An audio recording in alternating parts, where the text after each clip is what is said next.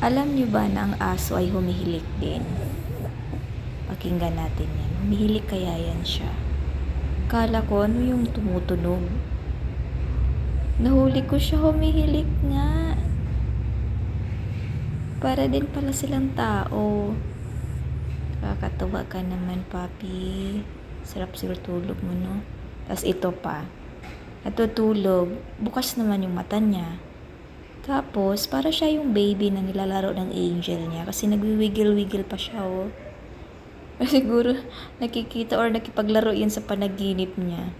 Ang cute-cute mo talaga, papi koy koy.